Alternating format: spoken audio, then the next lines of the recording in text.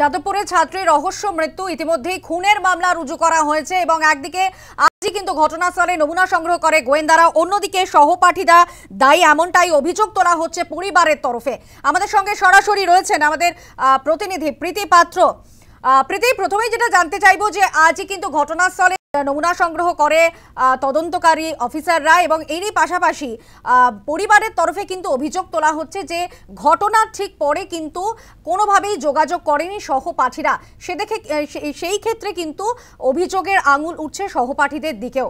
এই মুহূর্তে তদন্ত কোন পর্যায়ে রয়েছে, কি বলছে তদন্তকারী অফিসাররা এবং তারা তদন্ত প্রক্রিয়া কিভাবে এগিয়ে নিয়ে যাচ্ছে? একেবারেই দেখো, পরিবারের পক্ষ থেকে যে অভিযোগ এবং পুলিশের কাছ থেকেও যে প্রশ্ন ইতিমধ্যে উঠে এসেছে যে ওই দিন একটা অনুষ্ঠান চলছিল, সেই অনুষ্ঠান থেকে ওই পড়ুয়া তিনি একাই টয়লেটে গেলেন, সেখানে কি কেউ উপস্থিত ছিল না এবং কিভাবে তিনি এই ঝিলের মধ্যে পড়ে গেলেন সেই প্রশ্নই কিন্তু এখন বড়। এবং সেই জায়গা থেকেই পরিবারের সদস্যরা তারা সন্দেহ করছেন যে তাদের মেয়েকে কেউ এই ঝিলের মধ্যে ঠেলে ফেলে দিয়েছে এবং সেই কারণেই তাদের মৃত্যু হয়েছে, এমনটাই কিন্তু তারা সন্দেহ করছেন। এবং যে কারণে কিন্তু গতকালই তারা খুনের মামলা রুজু করেছে। এর আগে এই ঘটনায় কিন্তু অস্বাভাবিক মৃত্যুর মামলা রুজু করা হয়েছিল এবং তারপর তদন্ত চলছিল। তবে গতকাল দেখা যায় পরিবারের সদস্যরা তারা প্রথমে লালবাজারে যান, সেখান থেকে যাদবপুর থানায় আসেন এবং তারপরেই কিন্তু খুনের মামলা রুজু করা হয়। আমি তোমায় ছবিটা দেখাবো। কিছুক্ষণ আগেই ফরেন্সিক আধিকারিকরা তারা কিন্তু এখানে উপস্থিত হয়েছিলেন। একেবারে যে ঘটনাস্থল অর্থাৎ ইউনিয়ন রুম, তার একেবারে পেছনে দেখাই যাচ্ছে ওই যে কথা বারবার বলা হচ্ছে, ওই পড়ুয়া তিনি নাকি বাথরুম করার জন্য এসেছিলেন, দেখতেই পাচ্ছ সেই বাথরুম এবং তার পাশাপাশি যে ঝিল, সমস্ত কিছু কিন্তু আজকে পরীক্ষা করা হয়। তার পাশাপাশি এই ঝিলের গভীরতা কতটা রয়েছে তাও কিন্তু আজকে দেখা যায় ফরেন্সিকের আধিকারিকরা তারা কিন্তু একেবারে পরীক্ষা করেন। অর্থাৎ ঘটনাস্থল থেকে সমস্ত রকম নমুনা যেমন একদিকে তারা সংগ্রহ করেন, তার পাশাপাশি আমি যে দেখাবো এই যে রাস্তা, অর্থাৎ যে অনুষ্ঠান চলছিল তার ঠিক এই পেছন দিকে এই অনুষ্ঠানটা চলছিল এবং তারপরেই এই রাস্তা দিয়ে ইতিমধ্যে সিসিটিভি ফুটেজেও কিন্তু দেখা গিয়েছে এই রাস্তা ধরেই কিন্তু তরুণী তিনি একা আসছিলেন।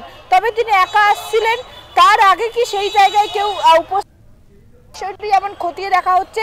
তার পাশাপাশি দেখা যায় আজকে এই যে রাস্তা রয়েছে এগুলোও কিন্তু অর্থাৎ সম্ভাব্য কি হতে পারে সেই সমস্ত কিছু কিন্তু আজকে দেখা যায় ফরেন্সিকের আধিকারিকরা তারা পরীক্ষা করে দেখেন। তবে যেহেতু ঘটনাস্থল, আমি আরও একবার ঘটনাস্থলের ছবিটা দেখাবো, ইতিমধ্যে গোটা জায়গাটা সিজ করা হয়েছে। এই যে ঘটনাস্থল অর্থাৎ এই বাথরুম, তারপরেই একেবারে ফাঁকা জায়গা, সেখান থেকেই যদি ওই তরুণী কোনোভাবে ভারসাম্য হারিয়ে, যেটা প্রথম থেকে বলা হচ্ছে পড়ে গিয়ে থাকে, সেক্ষেত্রে ভারসাম্য হারিয়ে পড়ে যাওয়ার কতটা সম্ভাবনা রয়েছে, অর্থাৎ টয়লেট করে তরুণী যদি বেরিয়ে আসেন তারপর ঠিক কতটা গ্যাপ রয়েছে, যদি ভারসাম্য হারিয়ে পড়ে যায় তার ফলে কি ঝিলের এই জলের মধ্যে একেবারে পড়ে যেতে পারে। এই গোটা বিষয়টি কিন্তু আজকে ফরেন্সিকের পক্ষ থেকে তারা আসেন এবং এসে কিন্তু গোটা বিষয়টি পরীক্ষা করেন। তবে যেহেতু ঘটনাস্থলে কোনো রকম সিসিটিভি নেই, তাই এখনো পর্যন্ত কি ঘটনা ঘটেছে তা জানতে এখনো পুরোপুরি স্পষ্ট নয়। আপাতত তদন্ত এগিয়ে চলেছে। আমরা কথা বলছিলাম, সরাসরি ছিলেন আমাদের প্রতিনিধি প্রীতি পাত্র। গতকাল শুভেন্দু অধিকারী তিনি কিন্তু বিস্ফোরক অভিযোগ করেছিলেন, তৃণমূল এবং সিপিএম কে আক্রমণ শানিয়েছিলেন, মাকু বলে অভিহিত করেছিলেন এবং আজকে কিন্তু একেবারে বিস্ফোরক অভিযোগ আবারও শুভেন্দু অধিকারীর নিশানায় যাদবপুরে বিষাক্ত আবর্জনা। বললেন শুভেন্দু,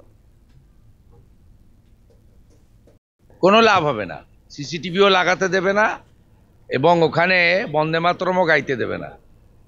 যাদবপুরে আলট্রা লেফট যারা গোমতী থেকে গোদাবরী আলাদা দেশ চায়, সংবিধান মানে না, অর্থাৎ পরিষ্কার কথা মাকু যাদের বলা হয়, যারা হেরোইন, চরস, গাঁজার আখড়া করেছে ওখানে, এরা ওখানে আমাদের ইউজিসি বা আমাদের যে শিক্ষা ব্যবস্থা তার যে অন্যান্য বিশ্ববিদ্যালয়ের যে পরিবেশ সেটা তৈরি করতে দেয় না এবং এরা জাতীয়তাবাদী বিরোধী, রাষ্ট্রবিরোধী এবং মমতা বন্দ্যোপাধ্যায় এদেরকে লালিত পালিত করেন। তার কারণ হচ্ছে এরা ভোটের সময় নো ভোট টু মোদি বলে, তার লাভ মমতা ব্যানার্জি পান।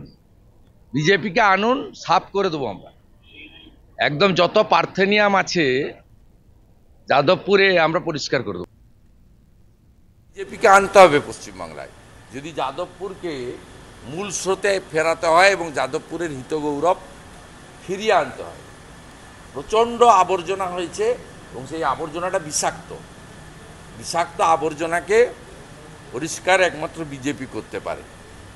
উত্তরপ্রদেশ, আসামের মতো বিজেপিই পারে এখানে পরিষ্কার করতে, যেখানে বন্দে মাতরম গাইতে দেয় না, জাতীয় সঙ্গীত গাইতে দেয় না, জাতীয় পতাকা তুলতে দেয় না, সেখানে খুবই প্রয়োজন